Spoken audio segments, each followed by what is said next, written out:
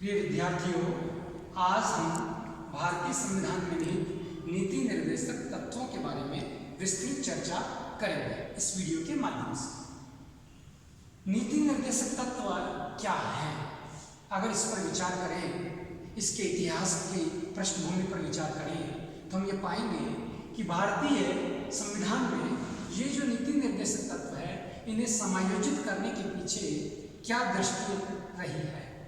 भारत में राष्ट्रीय आंदोलन जारी था और राष्ट्रीय आंदोलन राष्ट्रीय कांग्रेस के नेतृत्व में लड़ा गया और कांग्रेस प्रतिवर्ष कांग्रेस का अधिवेशन होता था और हर अधिवेशन में कांग्रेस कुछ घोषणा पत्र पारित किया करती थी और वे घोषणा पत्र देश की सामाजिक स्थिति, आर्थिक स्थिति, राजनीतिक स्थिति, सुधार, समस्या, उन सब पर निर्धारित होते थे। तो 1931 में कराची कांग्रेस के अधिवेशन में राज्य सरकार के उद्देश्यों को एक प्रकार से प्रतिबिंबित करने का कार्य किया गया और ये जो घोषणा पत्र है उसमें कहा गया कि राज्य का जो दायित्व है वो लोक कल्याणकारी होना चाहिए, क्योंकि जनता की सरकार होती है तो जनता के हितों के लिए बननी चाहिए। इसलिए लोक कल्याण और जनता का विकास इसका मुद्दा माना गया और कल्याण करने के लिए हर वर्ग, चाहे सामाजिक हो, चाहे आर्थिक हो, चाहे राजनीतिक हो, सभी प्रकार का विकास करना लक्ष्य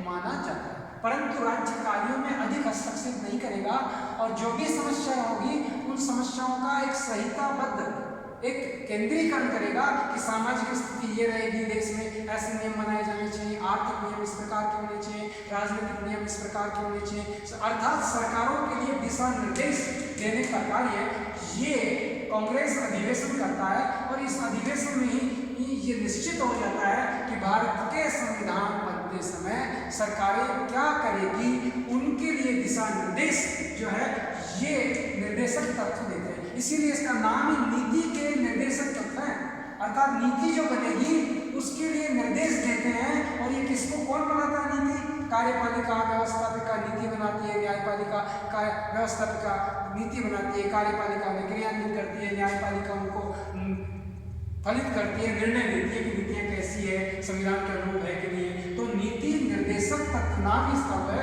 कि सरकार द्वारा बनाई जाने वाली नीतियों के संदर्भ में दिए जाने वाले निर्देश या उन्हें विकसित करने के लिए सरकार जो नीतियां बनाएगी उन नीतियों के दिशा निर्देश जो हैं वो नीति निर्देशक तत्व है। दूसरा, इसके उदय के पीछे का एक तो हमारा अधिवेशन रहा, दूसरा है आयरलैंड का संविधान।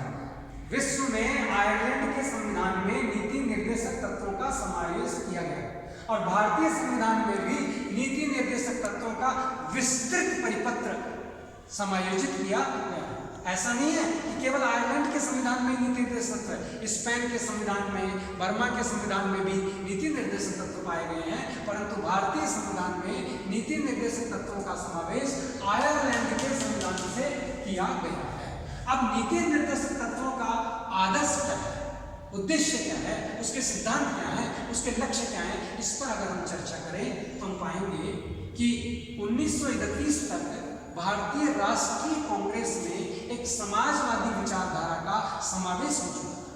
समाजवादी विचार, ऐसा नहीं समाजवादी विचारधारा नहीं थी, पहले थी, परंतु समाजवादी विचारधारा उभर कर के सामने नहीं आई थी, जो 1930 के बाद उभर कर सामने आने लगी। और भारतीय राष्ट्रीय कांग्रेस में समाजवादी विचारधारा के जो प्रणेता थे, जो समाजवादी विचारधारा को स्वीकार करते थे, उनमें पंडित जवाहरलाल नेहरू, आचार्य नरेंद्र देव, M.N. रॉय जैसे विचारक जो है वो समाजवादी विचारक थे। और समाज का जो उत्थान करना है वो मार्क्सवाद से प्रभावित नहीं है, समाजवाद से प्रभावित है। सिंडिकेटिव समाजवाद है, उधर जो लोकतांत्रिक समाजवाद है कि लोकतंत्र के माध्यम से अर्थात जनता अपने प्रतिनिधियों को चुनेगी और वे प्रतिनिधि नीतियां बनाएंगे और उन नीतियों के माध्यम से समाज का उत्थान और समाज में समानता, समाज में गरीब और दलित का उत्थान किया जाएगा। ये जो संगम की विचारधारा है, अर्थात कांग्रेस के मध्य ही एक समाजवादी विचारधारा का एक प्रखर रूप निकला और कांग्रेस ने समाजवादी विचारधारा को स्वीकार किया। दूसरा जो है साम्राज्यवाद विरोधी जन आंदोलन की उत्पत्ति। राष्ट्रीय आंदोलन है वो जन आंदोलन में महात्मा गांधी के प्रवेश के बाद परिवर्तित हो गया। आरंभ तो बाल गंगाधर तिलक के समय हुआ, कांग्रेस की स्थापना 1885 में एओ ह्यूम के द्वारा हुई, जिसमें उदारवादी आंदोलन चला।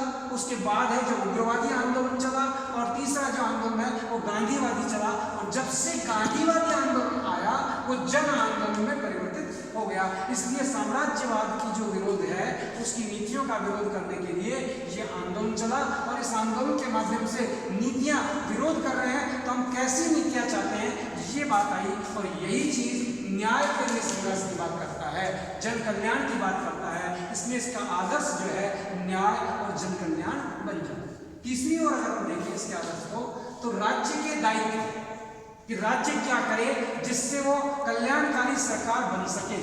ये भारत में एक परंपरा रही है व्यक्तियों की, नागरिकों की, जो नागरिक हमेशा ही सरकार के प्रति मुखापेक्षी रहे हैं, उनके प्रति देखते रहे कि सरकार ये काम करे। आज भी हमारी जनता सरकारों से काम की आशा करती है, और वो आशा होती है जैसे रोड बनवाना है, कुएं खुदवाना है, बिजली लगवाना है, ऐसे छोटे छोटे कामों के प्रति भी सरकार के प्रति उनकी लगाव रहता है, आशाएं बनी रहती है। इसलिए जनता की राज्य से क्या अपेक्षाएं हैं, ये जो अपेक्षाएं हैं ये नीति निर्देशक तत्वों में समायोजित की गई है। और ये जो है कार्य कैसे हो, जनहित के कार्य होने चाहिए, जिससे जनता में स्वतंत्रता की, जिसमें जनता में समानता की स्थापना हो सके, जिसमें जनता को रोजगार प्राप्त हो सके, जिसमें जनता अपने व्यक्तित्व का विकास कर सके, जिसमें देश की जनता में एकता स्थापित हो सके, भाईचारा और बंधुत्व का निर्माण हो सके। इस प्रकार की जो आशाएं हैं ये विकसित होती। इसी के साथ एक प्रगतिशील मानववाद की आस्था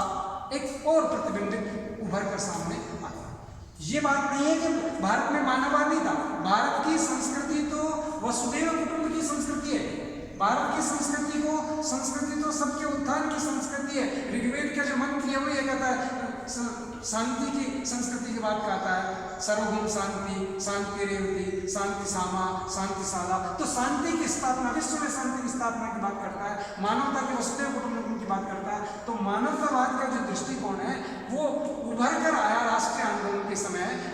विवेकानंद का विचार है, दयानंद का विचार है, राममोहन राय का विचार है। तो ये मानववाद अर्थात मानव के लिए ये संस्कृति है, ये संस्कृति है, ये सब वस्तुएं मानव के लिए बनी हुई है। ये न्यू मानववाद जो है हमें रॉय में दिया। तो ये जो मानववाद है ये प्रगतिशील मानववाद जो बुद्धि, विवेक और ज्ञान पर निर्भर करता है, प्राचीन जो पुरातन संस्कृति अच्छी है उसे स्वीकार करता है, जो प्रचलित अवधारणाएं या गलत जो रीतियां हैं उनको नष्ट करने की बात करता है, समाप्त करने की बात करता है। तो ये जो प्रगतिशील मानववाद है इसके प्रणेता विवेकानंद रहे हैं, रमेश दत्ता रहे हैं, इंजीनियर विश्वेश्वरैया रहे हैं। इनका प्रभाव भी इस पर पड़ा, और भारतीय संविधान की जो ये नीति निर्देशक तत्व हैं, इन नीति निर्देशक तत्वों के ये आदर्श रूप में स्थापित हो सके, इसके आदर्श बन सके। तो संक्षिप्त में हम इसके आदर्श कहें, जन कल्याण, न्याय की स्थापना, मानव का विकास और सभी प्रकार के विकास की प्रकृति और विकास जैसी पर्यावरण और परिवेश का निर्माण। और चाहे उसमें पत्रदित हो, चाहे वो संपन्न हो, चाहे वो दलित हो, चाहे एसटी हो, चाहे एसटी, इन सब का कल्याण करना, विकास करना, ये उसका मूल लक्ष्य बन जाता है। नेक्स्ट अगर हम बात करें तो भारतीय संविधान के ये जो नीति निर्देशक तत्व हैं, इनमें जब हमने अभी बात की आदर्शों की, तो यहाँ कुछ विचारधाराओं का विशेष प्रभाव दिखाई देता है। तो भारतीय संविधान के ये जो नीति निर्देशक तत्व हैं, अध्याय 4 में जो उल्लिखित हैं, अनुच्छेद 33 से लेकर के 51 तक जिनका वर्णन किया गया है, उनमें एक और मानवतावादी विचारधारा है। मानव के कल्याण की बात अभी हम लिखी उद्देश्यों में, तो इसमें मानववादी विचारधारा नहीं है। और मानववादी विचारधारा का मतलब क्या है? मानव ही संपूर्ण संस्कृति का नियामक है। मानव अपने विकास को स्वयं निर्धारित करता है। मानव का विकास सरकारों का, समाजों का, सबका लक्ष्य होना चाहिए। इसलिए मानव ही इस संपूर्ण सृष्टि की नियामक शक्ति है। अर्थात मानव जो भी करता है अपने हित के लिए नहीं करता, संस्कृति के संरक्षण के लिए भी कार्य करता है। इसलिए मानव के प्रति मानव का दृष्टिकोण मानवतापूर्ण होना चाहिए। भाईचारे का दृष्टिकोण है, सहयोग का दृष्टिकोण है, समन्वय का दृष्टिकोण है, उसके प्रति सद्भाव का दृष्टिकोण है। ये मानवतावादी विचार है। अहिंसा है, हिंसा नहीं करना है, सत्य का आचरण करना है, एक दूसरे के प्रति दया और प्रेम, करुणा रखना है। ये मानवतावादी दृष्टिकोण की विचारधारा नीति निर्देशक तत्वों में दिखाई देती है। दूसरी ओर उदारवादी विचारधारा का दृष्टिकोण भी दिखाई देता है। उदारवाद क्या है? उदार दृष्टि है, अर्थात जो राष्ट्रीय आंदोलन के समय समाजवादी आंदोलन राममोहन रॉय के विचारों से चला, राममोहन रॉय की विचारधारा उदारवादी विचारधारा है और वो नागरिक समानता की बात करती है कि सभी नागरिक समान हैं, तो समान नागरिक संहिता का निर्माण हो। राष्ट्र की जो संपत्ति है, चाहे वो ताजमहल हो, चाहे वो लाल किला हो, चाहे वो अन्य पुरातात्विक संग्रहालय हो, उन सब की रक्षा करना मानव का दायित्व है। ये सांस्कृतिक धरोहरें कहलाती है, ये उदारवाद है। चाहे वो किसी भी धर्म की हो, किसी भी संस्कृति का प्रतिबिंब हो, किसी भी प्रकार का वो अंग्रेजों की चाहे पदचिन्ह क्यों न हो, उन सब की रक्षा करना एक प्रकार से संस्कृति और इतिहास और धरोहर की रक्षा कहलाता है। ऐसे सभ्य जीवन का के स्तर को उठाने का प्रबंधन करना, इस प्रकार की जो विचारधाराएं हैं, ये उदारवादी विचारधाराएं दिखाई देती है। और बहुत सारी विचारधाराएं जिसकी विस्तृत विवेचना करेंगे हम। समाजवादी विचारधारा भी इसमें नीति निर्देशक तत्वों में दिखाई देती है। समाजवादी विचारधाराओं की अगर हम बात करें तो समाजवाद क्या है? संपूर्ण राष्ट्र के नागरिकों में सामाजिक समानता को स्थापित करने की व्यवस्था समाजवाद है कि सभी व्यक्ति समान हैं। व्यक्ति और व्यक्ति में किसी प्रकार का भेद नहीं, न भौतिक भेद माना जाएगा, न उसमें सामाजिक भेद माना जाएगा, न धार्मिक भेद माना जाएगा। तो जाति है, धर्म है, भाषा है, नस्ल है, स्थान है, किसी प्रकार का कोई भेद नहीं मानने वाली और सभी को समान मानने वाली विचारधारा समाजवाद की विचारधारा है। अब समाजवाद की विचारधारा ये कब होगा? जब न्यायपूर्ण सामाजिक व्यवस्था का निर्माण हो, जब न्यायपूर्ण सामाजिक व्यवस्था का निर्माण किया जाए, समाज में ऊंच नीच भेदभाव का अंत किया जाए, सभी के साथ सामाजिक न्याय है, आर्थिक न्याय है, राजनीतिक न्याय है, शैक्षणिक न्याय, इसी प्रकार के न्याय की स्थापना करना है। ऐसे जीविका के उचित अवसर प्रदान करना, हर व्यक्ति को जो है बिना जीविका के उसका निर्माण नहीं हो सकता, उसका जीवन यापन नहीं हो सकता। तो जो मूलभूत आवश्यकताएं हैं, भोजन, वस्त्र और आवास, इसके लिए आवश्यक है उसे रोजगार प्राप्त हो, इसलिए जीविका की उसे स्वतंत्रता हो कि वो व्यापार करना चाहता है या नौकरी करना चाहता है या कृषि करना चाहता है या किसी के नौकर रहना चाहता है, ये उसकी स्वतंत्रता है। तो उचित जीविका के अवसर प्रदान किए जाने चाहिए। भौतिक स्वामित्व पर नियंत्रण, जो देश में एक खाई है, एक संपन्न वर्ग है, एक विपन्न वर्ग है, एक गरीब वर्ग है, एक है जो आर्थिक रूप से सुदृढ़ वर्ग है, तो ऐसी खाई और अधिक ना हो, बल्कि निजी संपत्ति जो निर्मित करते हैं उन पे टैक्स लगा करके उनको कम किया जाए और गरीबों की मदद करके उन्हें ऊपर उठाया जाए। तो ये जो भौतिक स्वामित्व है, अर्थात भौतिक वस्तुएं हैं जैसे कल कारखाने हैं, फैक्ट्रियां हैं, उद्योग हैं, बसें हैं, भूमि है, ये बैंक है, इन पर स्वामित्व का नियंत्रण अर्थात भौतिक नियंत्रण स्थापित किया जाए इन पर स्वामित्व का, जिससे असमानता का की खाई अधिक न हो, असमानता नहीं बढ़े। जैसे समान कार्य के लिए समान वेतन है, चाहे वो स्त्री हो या पुरुष हो, उसको समान कार्य करते हैं तो समान वेतन दिया जाना चाहिए। अवकाश की छुट्टी का जैसे प्रसूति अवकाश है, अन्य अवकाश की व्यवस्था की जानी चाहिए। बालकों को सुकुमार अवस्था में कल कारखानों में काम नहीं दिया जाना चाहिए, छुट्टी की व्यवस्था होनी चाहिए, उनकी शिक्षा की व्यवस्था होनी चाहिए, इस प्रकार रोजगार के स्थान होने चाहिए। ये समाजवादी विचार है। तो मूलभूत रूप से निर्देशक तत्वों में समाजवादी विचारधारा का प्रतिबिंब दिखाई देता है, उदारवादी विचारधारा का प्रतिबिंब दिखाई देता है, मानवतावादी विचारधारा का प्रतिबिंब दिखाई देता है और कुछ संक्षिप्त जो प्रावधान है वो गांधीवादी विचारधारा के भी दिखाई देते हैं। जैसे पंचायत राज की स्थापना करना है, लघु कुटीर उद्योग की वृद्धि करना है, दुग्धारी पशुओं को जो है उनका विकास करना है, उसी के साथ जो है पंचायत राज की सहिष्णुता का कार्य करना है। ये जो विचारधारा है ये गांधीवादी विचारधाराओं का भी मद्यपान, नशा और शराबबंदी करना है, ये गांधीवादी विचारधारा भी इसमें दिखाई देती है। इसलिए ये लोकल कहने का अर्थ क्या हुआ कि नीति निर्देशक तत्व जो हैं वो ये संकेत करते हैं कि जो भी सरकारें होगी वो लोक कल्याणकारी सरकारें होनी चाहिए।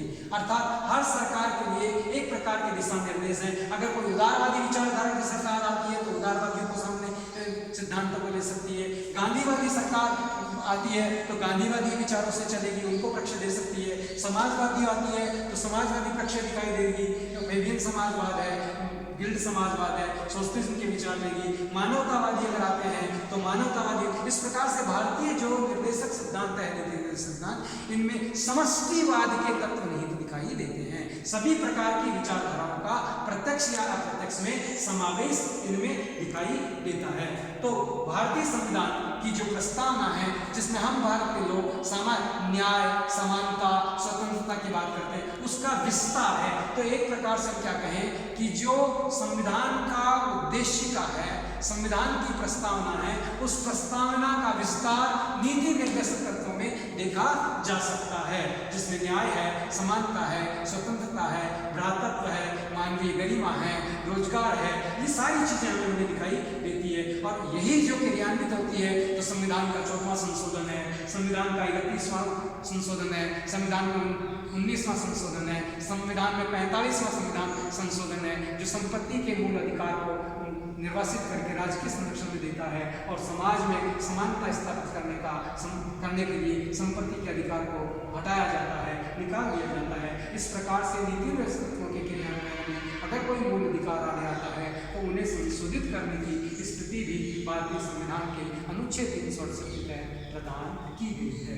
अब हम अगर इन मूल अधिकारों का वर्गीकरण करना चाहिए कि मूल अधिकार का जैसे वर्गीकरण है, कहने के लिए तो मूल अधिकार और नीति निर्देशक तत्व एक ही सिक्के के दो पहलू हैं, एक अधिकार है और दूसरे कर्तव्य है। तो नीति निर्देशक तत्व एक प्रकार से कर्तव्य रूप में दिखाई देते हैं, जो सरकारों के क्या कर्तव्य होंगे, नागरिकों के क्या कर्तव्य, ये कर्तव्यों की पृष्ठभूमि को प्रतिबिंबित करता है। और नीति निर्देशक तत्वों का अगर वर्गीकरण किया जाए तो संक्षेप में अध्ययन की दृष्टि से हम इसे 4 भागों में विभाजित करते हैं। पहले भाग में हम बात करें तो आर्थिक नीति के तत्व हैं।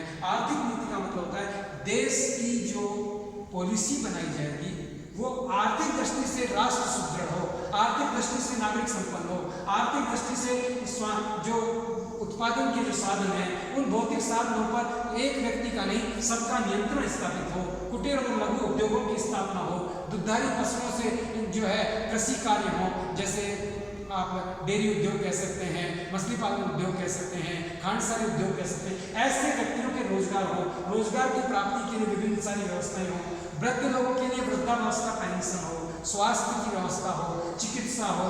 इस प्रकार से आर्थिक रूप से उन्हें सुदृढ़ और सशक्त करने के लिए ये जो सिद्धांत हैं वो आर्थिक नीति के सिद्धांत कहे जा सकते हैं।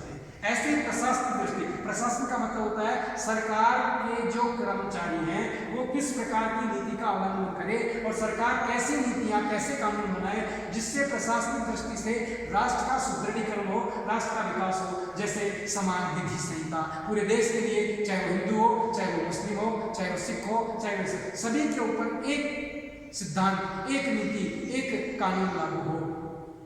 इस प्रकार की नीति के सिद्धांत बनाने की बात इसमें कही गई है। समान विधि संहिता हो, कार्यपालिका, व्यवस्थापिका, न्यायपालिका में शक्तियों का पृथक्करण हो, ग्राम पंचायतों का संगठन हो, पंचायत राज की स्थापना हो, पर्यावरण का संरक्षण हो, वन्य जीवों का संरक्षण हो। इस प्रकार की जो नीतियां हैं, डेम और उनकी सुरक्षा हो, इस प्रकार की प्रकृति की सुरक्षा हो, पर्यावरण का संवर्धन हो, ये जो प्रशासनिक नीतियों की बात करता है, प्रशासन के नीति तत्व कहलाते हैं। ऐसे ही सार्वजनिक नीति, सार्वजनिक का मतलब है सभी व्यक्तियों के विकास की, जैसे SC, ST, OBC जो वर्ग है, कमजोर वर्ग है, उसके उत्थान के लिए स्पेशल आरक्षण की नीति है, स्पेशल छात्रवृत्तियों की नीति है, स्पेशल उनके लिए जोन बनाए जाने की व्यवस्था है, या स्पेशल प्रोटेक्शन और सुविधाएं देने की बात है। चाहे वो दिव्यांग लोग हैं, चाहे वो है जो हमारे वनवासी क्षेत्र के लोग हैं, उनके सब के लिए ऐसा बनाया जाए कि वो राष्ट्र की सामान्य धारा में इंक्लूड हो सकें।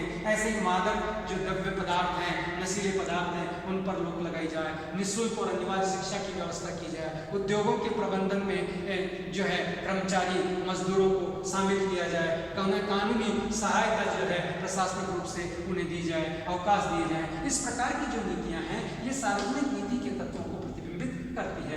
ऐसे अंतर्राष्ट्रीय सुरक्षा के तत्व भी अनुच्छेद 51 में प्रतिबिंबित होते हुए नीति निर्देशक तत्वों में दिखाई देते हैं। अर्थात भारत की जो विदेश नीति है वो विदेश नीति किस प्रकार की हो, क्योंकि राष्ट्र संप्रभु है इसलिए इसकी नीति संप्रभुता की नीति होने के साथ साथ जैसे पंचशील के सिद्धांत है, शांति और कोएग्जिस्टेंस की बात है, शांति, सौहार्द, सुरक्षा की बात करते हैं। ऐसे ही किसी भी प्रकार की समस्या हो, चाहे वो समस्या सीमा विवाद की समस्या हो, चाहे वो जो है शरणार्थियों की समस्या हो, चाहे वो अन्य समस्या